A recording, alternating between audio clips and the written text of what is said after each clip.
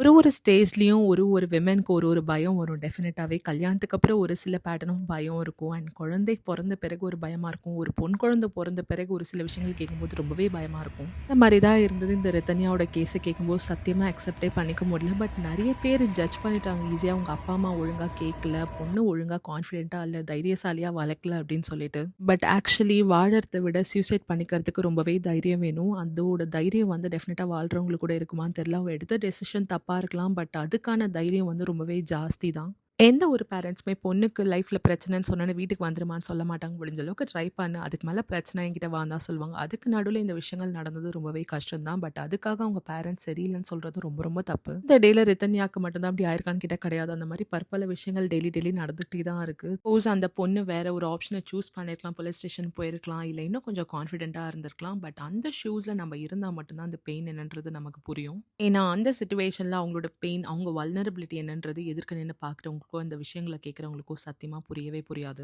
அந்த பொண்ணு இறந்ததுனால மட்டும் தான் இந்த விஷயம் இந்த அளவுக்கு பேசப்படுது. அந்த பொண்ணு சாகாம உயிரோட இருந்தா இது இந்த அளவுக்கு பெரிய இஷ்யூ ஆயிருக்குமான்னு தெரியல. டெஃபினட்டாவே எல்லா பொண்ணுங்களும் இத ஃபேஸ் பண்ணிட்டுருக்கோம். பட் இதுக்காக சூசைட சத்தியமா சூஸ் பண்ணாம எவன் நம்மள டார்ச்சர் பண்றானோ அவன ரிட்டர்ன் சிறப்பா வச்சு செஞ்சுட்டு நம்ம லைஃப்ப லீட் பண்ணிட்டு போயிட்டே இருக்கணும். அது இன்லாஸா இருந்தாலும் சரி, இல்ல சொந்தக்காரங்களா இருந்தாலும் சரி, நம்ம பண்ற ஒரு விஷயம் நம்ம கிட்ட அவங்க ரிட்டர்ன் வரதுக்கே யோசிக்கணும். அந்த மாரி ஒரு விஷயங்கள பண்ணா தான் நம்ம லைஃப்ல லீட் பண்ண முடியும்.